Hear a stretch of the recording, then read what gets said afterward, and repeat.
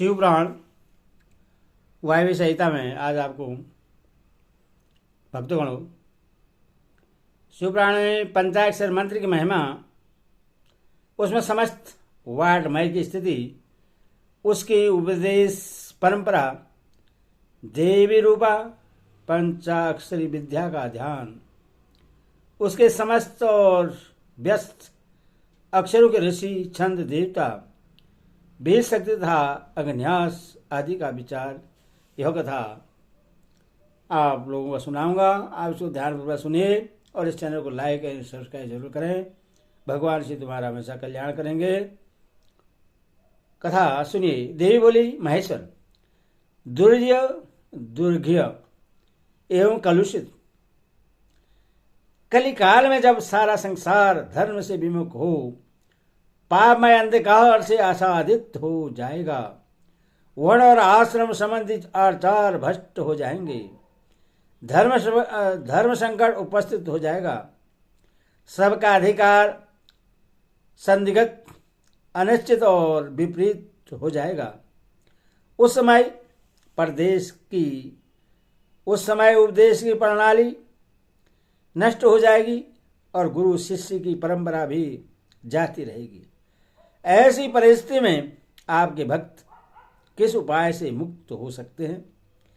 महादेव जी ने कहा, देवी, कलिकाल के मनुष्य मेरी परम मनोरम पंचाक्षरी विद्या का आश्रय भक्ति से भावित होकर संसार बंधन से मुक्त हो जाते हैं, जो अकथनीय और अचिंतनीय है, और मानसिक, वाचिक और शारीरिक दोषों से जो दूषित, कृतघ्न, निर्दयी, छली, लोभी और कुटिलचित है, वे मनुष्य भी यदि मुझ में मन लगाकर मेरी पंचाक्षरी विद्या का जप करेंगे, उनके लिए वह विद्या ही संसार भय से तारने वाली होगी। देवी, मैंने बारंबार प्रतिज्ञापूर्वक यह बात कही है कि भूतल पर मेरा पतित वह भक्त भी इस पंचाक्षरी विद्या के द्वारा बंधन से मुक्त हो जाता है। देवोले यदि मनुष्य पतित होकर सर्वदा कर्म करने के योग्य न रह जाए, तो उसके द्वारा किया गया कर्म नरक की ही प्राप्ति कराने वाला होता है। ऐसी दशा में पतित मानव इस विद्या के द्वारा कैसे मुक्त हो सकता है? महादेव जी ने कहा, सुंदरी, तुमने यह बहुत ठीक बात पूछी है। अब इसका उत्तर सुनो। पहले मैंने इस विषय को गोपनीय समझकर अब तक प्रकट नहीं किया था। यदि पतित मनुष्य मोहबस अन्य मंत्रों के उच्चारण पूर्वक मेरा पूजन करे, तो वह निसंदेह नरकगामी हो सकता है, किंतु पंचाक्षर मंत्र के लिए ऐसा प्रतिबंध नहीं है। जो केवल जल पीकर और हवा खाकर तप करते हैं, तथा दूसरे लोग जो नाना प्रकार के व्रतों के द्वारा अपने शरीर को सुखाते हैं, उन्हें इन व्रतों के द्वारा मेरे लोक की प्राप्ति नहीं होती। परंतु जो भक्तिपूर्वक पंचाक्षर मंत्र से ही एक बार मेरा पूजन कर लेता है, वह भी इस मंत्र के ही प्रताप से मेरे धाम में पहुंच जाता है। इसीलिए तब यज्ञ, व्रत और नियम पंचाक्षर द्वारा मेरे पूजन की करोड़वीं कला के समान भी नहीं है। कोई बद्ध हो या मुक्त, जो पंचाक्षर मंत्र के द्वारा मेरा पूजन करता है, वह अवश्य ही संसार पास से छुटकारा पा जाता है। देवी, ईशान आदि 5 ब्रह्मा जिसके अंग हैं, उस षडशर या पंचाक्षर मंत्र के द्वारा जो भक्ति भाव से मेरा पूजन करता है, वह मुक्त हो जाता है। कोई पतित हो या अपतित, वह इस पंचाक्षर मंत्र के द्वारा मेरा पूजन करे। मेरा भक्त पंचाक्षर मंत्र का उपदेश गुरु से ले चुका हो या नहीं, वह क्रोध को जीतकर इस मंत्र के द्वारा मेरी पूजा किया करे। जिसने मंत्र की दीक्षा नहीं ली है उसकी अपेक्षा दीक्षा लेने वाला पुरुष कोटि कोटि गुणा अधिक माना गया है। अतः देवी दीक्षा लेकर ही इस मंत्र से मेरा पूजन करना चाहिए। जो इस मंत्र की दीक्षा देकर मैत्री, मुदित, करुणा, उपेक्षा आदि गुणों से युक्त तथा ब्रह्मचर्य परायण हो भक्ति भाव से मेरा पूजन करता है वह मेरी समता प्राप्त कर लेता है। इस विषय में अधिक कहने से क्या लाभ। मेरे पंचाक्षर मंत्र में सभी भक्तों का अधिकार है, इसीलिए वह श्रेष्ठ मंत्र है। पंचाक्षर के प्रभाव से ही लोग, वेद, महर्षि, सनातन धर्म, देवता तथा यह संपूर्ण जगत टिके हुए हैं।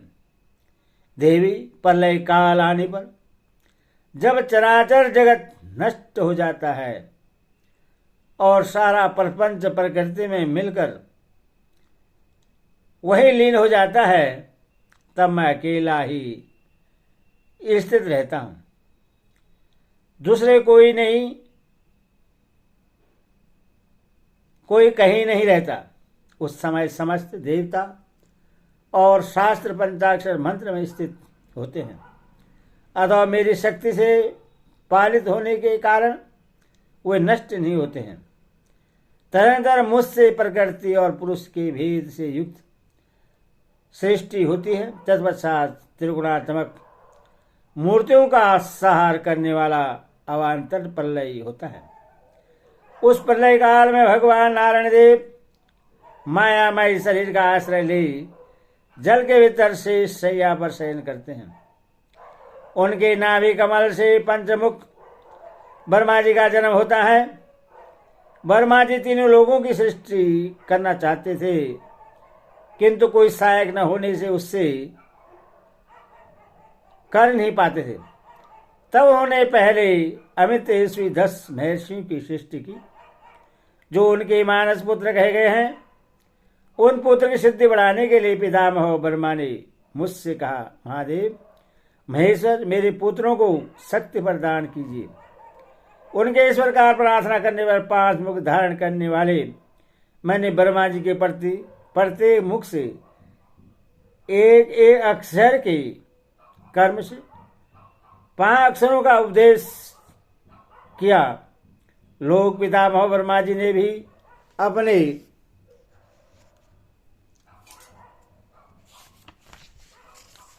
पांच मुख के द्वारा कर्मशः उन 5 अक्षरों को ग्रहण किया और वाचक भाव से मुझ महेश्वर को जाना। मंत्र के प्रयोग को जानकर प्रजापति ने विधिवत उससे सिद्ध किया। तदपश्चात उन्होंने अपने पुत्रों को यथावत रूप से उस मंत्र का और उसके अर्थ का भी उपदेश किया। सासा लोक पितामह ब्रह्मा ने उस मंत्र रत्न को पाकर मेरी आराधना की। इच्छा रहने वाले उन मुनियों ने उनकी बताई हुई पद्धति से उस मंत्र का जप करते हुए मेरु के रमणीय शिखर पर मुजवान पर्वत के निकट 61 दिव्य वर्षों तक तीव्र तपस्या की। वे लोग दृष्टि के लिए अत्यंत उत्सुक थे, इसीलिए वायु पीकर कठोर तपस्या में लग गए।